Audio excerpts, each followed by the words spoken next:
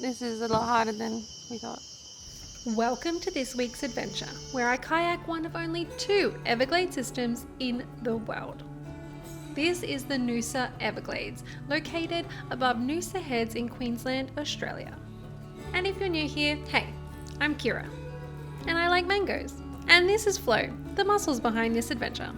And this is the guy that made it happen by hiring us his kayak. Our plan is to start at the Elanda Point Canoe Launch, cross the lake, head up past the Kinniba Information Centre, all the way into the Narrows, heading up to Camp 4. And from here we plan to kayak all the way up to Camp 15. This is day 1 of kayaking the Noosa Everglades, and we're currently just left Harry's hut. The wind was really strong this morning, so the guys that we hired the kayaks off dropped us to Harry's hut instead of letting us kayak across the lake against the wind. But on the way back in 4 days, we will cross the lake, which will be really cool.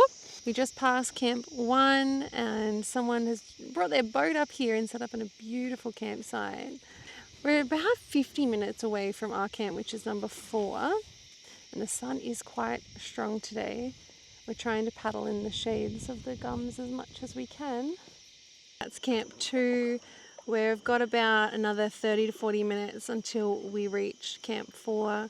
Seems that it's quite busy at the moment. We're going into New Year's. It's the 30th of December today. This video will probably come out mid-January though. So I think a lot of people had the same idea as us to go off grid for New Year's Eve. It's so quiet. And just as I said that, a boat went past.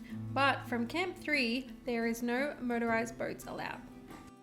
And after just a few hours paddling, we arrived at our camp for the night. I really like Camp 4 because it's not so far to get to, and it has this private beach that you can easily come in and out of. It's shallow and it's all to yourself. No one else can camp here. If you've booked it, it's all for you. It took us a while to unpack everything from the kayak. And to be honest, this is like the most time-consuming part of the adventure. Unpacking, getting everything ready, even cooking. But it's all part of the journey. After eating something for lunch, we quickly set up our tent right by the river, so we had a beautiful view. And then we raced to see who could blow up their sleeping mat the fastest. And of course, I won. Done. In total, to get the tent up and blow the mattresses and the pillows, it's been 13 minutes. I think that's pretty fast.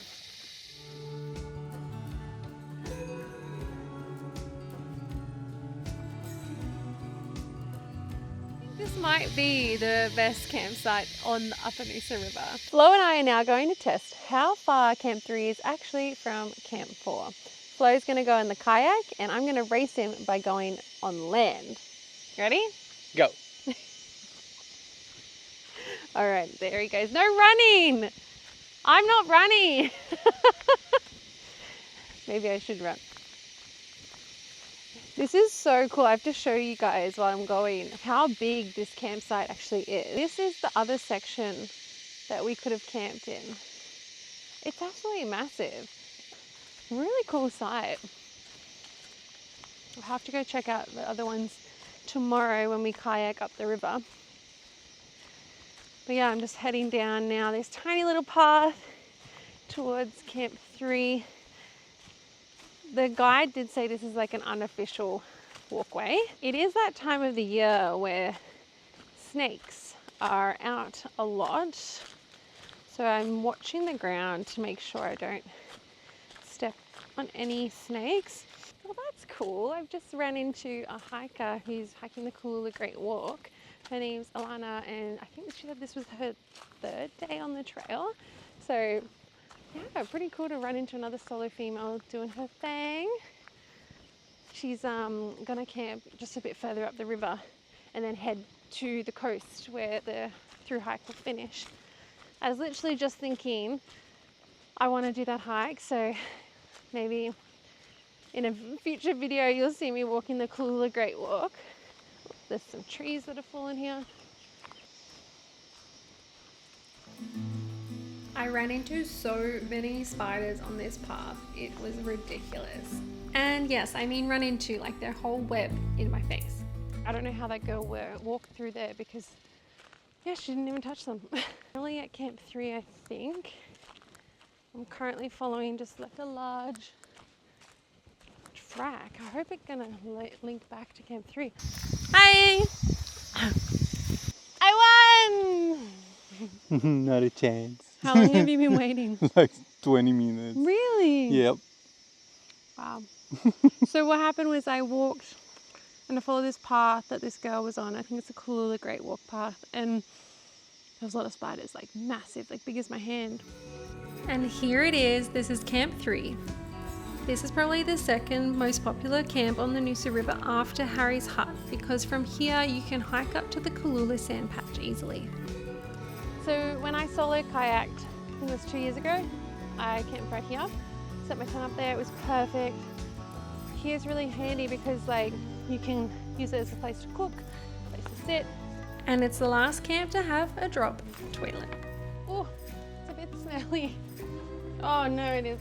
Now it's time to kayak back to Camp 4, which is about 10 minutes from Camp 3, and have some tea and play Monopoly Deal on our private beach before having an early dinner and getting a good night's rest for tomorrow. Good morning, we've just woken up and we have a visitor today at the campsite, but she has one steady eye on me at all times. At a glance, you probably wouldn't be able to see her on this tree. How cool is that? We've had a lot of visitors at our campsite here, and now I'm about to get ready for breakfast. Today is going to be a big day. We're going to kayak all the way up to Camp 15 if we can. It's very far. It's day 2 and we're about to head into the very remote regions of the upper Noosa River. So we're heading up to our Camp 15. That's the last camp that you can stay at, and then see if we can go beyond that. It depends how high the water is, how far we can go in. It's completely remote. No vehicles can access this area. Even from where we are now, it's very hard to access by vehicle. So I'm really looking forward to seeing what animals are up there. I think it's going to be alive with lots of different species of birds, perhaps also fish. I think also a lot of kookaburras. It's going to take us about 2 to 3 hours to reach all the way up to Camp 15. So I've packed quite a lot of bars, lots of water, we have sunscreen. I'm in my swimmers already, so if it does get too hot, we can jump in the water. Hopefully there's no bull sharks. All right, I better start paddling because so far Flo's doing all the work. Here's camp number 5. We're just passing now. Similar to Camp 4, but it doesn't have the beach. Oh, and I can see a little goanna walking up there too. From Camp 5, it is about an hour to the next camp. So we're going to be paddling pretty steady now to get there. The sun is beaming down. We're about to reach Camp 8 and the water has just kind of become glass. There's so many sounds of nature, different birds, cicadas. The river is also narrowing as we get deeper into the Everglades system. It's beautiful.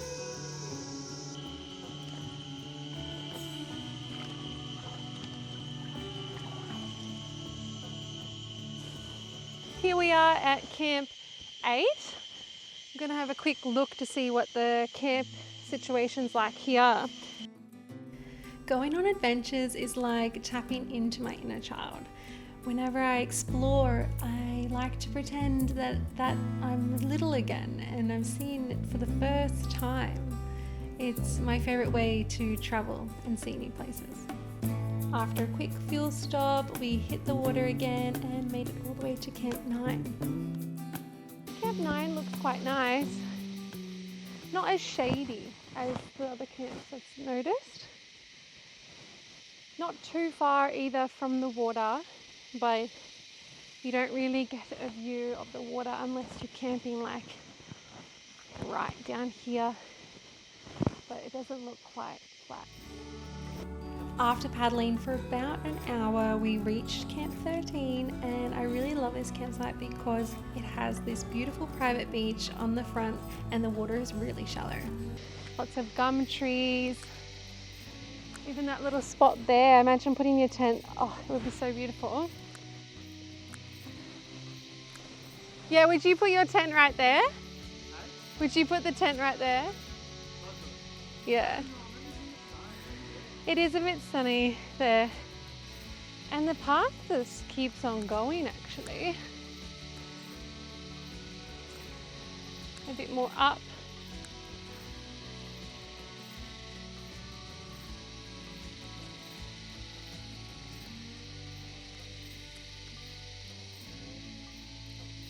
How cool is this? You've got a whole massive space at the back here.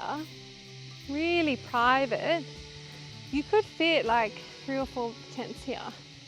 After seeing those big spiders yesterday, I'm just a bit cautious about walking into one of their webs. They were literally as big as my hand.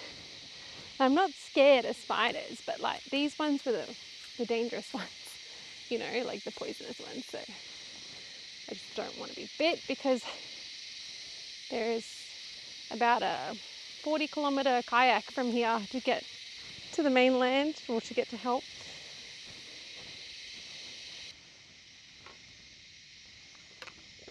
It's so hot. Can you hear that sound? So loud here. It wasn't long to go now before we were going to reach Camp 15, the last campsite on the upper Noosa River. As we got closer, the river started to narrow and the water actually became darker. Okay, here we are at campsite 15, the last campsite on the Noosa Everglades system. I'm going to have a quick look at what it's like inside, but so far I really don't like it because there's not really an easy way to get out of the kayak, so I think I'm going to struggle here to get out. I think it's just here, right? It's very deep. All right, that was a little tricky, but I got out of the kayak okay. There doesn't seem to be any flat spot really to pitch the tent by the water. Probably just behind me next to the sign that says 15. It's crazy to think that these campsites they're government owned, so they're all about, I think, $8 or $7.50 a night per person. A few trees have fallen down. Wow, this is nice. We are currently paddling back from Camp 15. We have paddled past 13 and nearly at 9. Yes, they are missing a few campsites. Yeah, there's only 1, 2, 3, 4, 5, and then it jumps from Camp 5 to Camp 8. Yeah, and then Camp 9, and then from there there's only Camp 13 and 15. So there's a lot of them like kind of missing in the middle, and on the way, like while we've been paddling, we've kind of seen where we think those sites were, because they kind of look like they could be a campsite. They're just really like not maintained and there's no sign. I've got Flo here behind me catching wind because we're pretty tired. We've kayaked nearly 24 kilometers today, and it doesn't sound like much, but with the wind it is a lot. To navigate the Noosa River, we've been using these maps given to us by the guy that we hired the kayak off. They have been really handy to know how far between campsites we are and where to go. We hired the tandem kayak from Canoe Capers, and they're located in Noosa. That was really hard. That was like 24 kilometers. My butt is numb. Yeah, from sitting for that long. But my shoulders are on fire. Now it's time for a very late lunch. It's like 3:30 p.m. Whoops. Happy New Year! Happy New Year. Oh, 2 is so strong. On the menu tonight we have the Indian curry mix from Radix. These are pretty filling. We're sharing it between 2. We were absolutely exhausted from such a big day. Even though it was New Year's, we had an early night. Good morning. Last night, as we were falling asleep, it started storming like crazy. Now it's still raining, and I wanted to go for a hike this morning up to the Sandpatch, but yeah, it's still raining a lot. So it means breakfast in the tent, and then hopefully the storm passes and we can go up to the Sandpatch. We had another visitor to our camp this morning, but he was looking for food. We weren't sure about the weather and if it was going to rain again, so we stayed the morning at camp, enjoying the water, the quiet, and saying Happy New Year's to kayakers as they went by. We have just docked our kayak at Camp 3 jetty, and we're walking now towards the Cooloola Sand Patch. This sand patch is one of the largest in the area, and it's so beautiful, especially at sunset and sunrise. So we've started off early today. It's about 3 hours return if you're going at a steady pace. So in about an hour and a half, we'll be up there. I think it's about 3 now, so that'll be 4:30, and sunset's about probably around 6 today. So we'll have a lot of time just to chill up there. Did we bring the cards? No. That would have been good. Oh well, we'll just have to talk to each other. But yeah, I'm really excited. The last time I was here was about 2 or 3 years ago, and I hiked up to this sand patch very late. So I think I started around 5. I got there just as the sun was setting, and I had to walk back in the dark, but I forgot my torch. So I'm doing it very differently this time. Got torches, leaving early, much more organized. Even though I was disorganized, it was such a cool adventure, and one of the ones that I'll always remember. It always goes like that. Hey, it's like you can overplan, but sometimes overplanning ruins the adventure because you don't leave space for the unexpected. And you always remember those mistakes that you make, the challenges that you overcome, more than sometimes how smoothly a trip went. But yeah, I'm excited. We'll see if it looks different than the last time I saw it. Let's go. When you start hiking, you start to realize just how much that the ground beneath you is made up of sand here. It's more sand than it is soil. And that's because this area, the Cooloola recreational area, where the Everglades are, and also the Cooloola Great Walk, is the beginning of a sandy patch of land that goes and stretches up all the way to Gari, which is formerly known as Fraser Island. That island is the largest sand island in the world. So this whole area from here up to there is mostly made up of sand. And vegetation grows, as you can see behind me. This is all growing in the sand. There is a soil component, of course, but one man once told me when I was doing the Fraser Great Walk, he told me that there is a constant battle between the vegetation and the sand. The sand is constantly blowing to take over the land and the vegetation, but the vegetation grows through. And it was quite interesting the way he described it. It's like this forever going battle in nature of who is going to win. But in the end, they end up living in balance.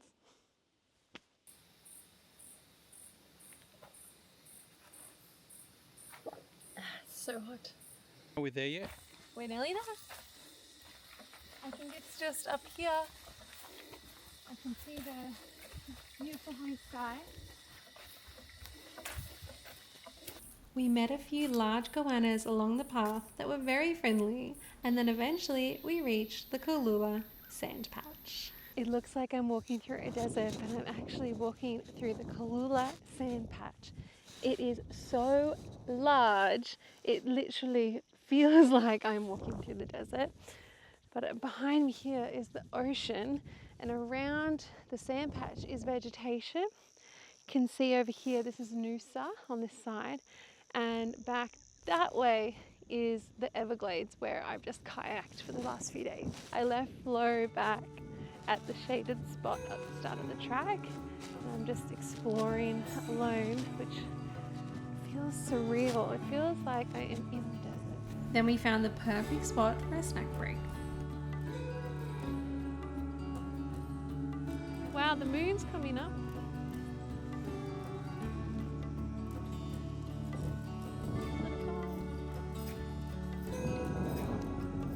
It is massive. You can see it stretches all the way down to the ocean behind me, and it goes all the way over this hill to the other side. From here, you can see how the sand blows up from the ocean and covers the vegetation. From the crest up here, we can see the look out over Noosa to Wanton. It's absolutely beautiful and has so many viewpoints. And it feels like you're actually in a desert because it's so big and there's so much sand. It's wild. The sun is so strong. With the sun setting, we knew it was time to get a move on and start heading back down to the camp. The sun is setting and we're kind of rushing now to get back to camp. The sunset is beautiful. I really wanted to sit and watch it, but we've got like an hour and a half hike back to camp. Actually back to the jetty at Camp 3, get in the kayak. 10 to 15 minute kayak to our camp. I think we'll be kayaking definitely in the dark, but we might be able to get down to the Camp 3 in time before we lose light. And the moon's out. Right, the sun has pretty much set. We have our torches on and it's getting really dark very fast. Keeping an eye on the ground for snakes, but also I keep walking into spider webs because as the sun sets, spiders love to make their webs across the paths, don't they? So I'm like really trying to dodge spider webs too. I reckon we're probably about 30 minutes from camp. So not too long now, and we'll be able to make our dinner and chill in the tent. Oh, I just walked through another spider web. Ah! I think we're about 10 minutes from the dock where we can get our kayak. We arrived to the most beautiful last colours of the sunset as they reflected into the Everglades still water. This was definitely my favourite sunset of the 4 days. Paddling back in the dark was a bit spooky. I can't believe we're coming to the end of this adventure already. It's time to now pack up the tent, load the kayak, and make our long journey all the way back to Elanda Point. I like your boat. It's so cool. We've just arrived here at Harry's hut. We're having a break with some coconut water and we're going to get back in the kayaks. We've got about an hour and a half till we reach Elanda Point. It's a lot more busy here. We've just landed at Harry's hut and all the jetties are quite full with kayaks, people with boats. That was the first ranger that we've seen this whole trip. And he would seem so friendly. This section is just up between Harry's hut and the Kinniba Information Centre. It's beautiful, it's quiet, the river is so narrow. It feels completely different to the upper Noosa River where we were. We've just left the Narrows and we're heading towards the Kinniba Information Centre. Over here is the way to Lake Como. We're skipping that. We want to go back, we're pretty tired. But yeah, these are the Narrows just here. So when you're coming out, you just have to make sure that you don't go the wrong way.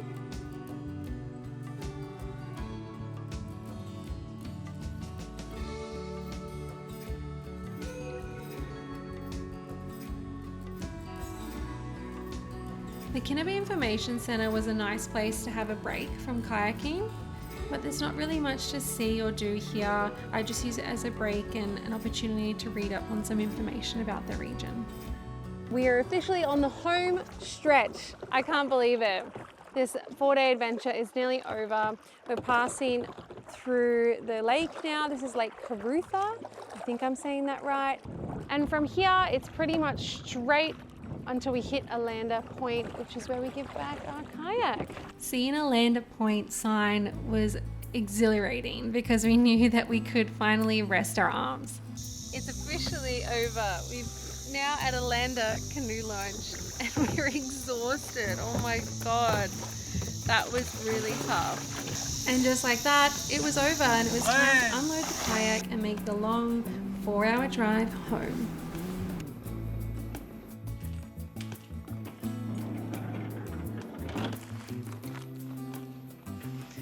we're back home. Time to unload the van, unpack everything, put it all away, ready for the next adventure. Bye. Thanks for watching, and I hope you enjoyed tagging along on this adventure. Hopefully this inspires you to go explore your own backyard, because you just never know what you'll find. If you want to join me on my next adventure, don't forget to click subscribe. Otherwise, keep exploring.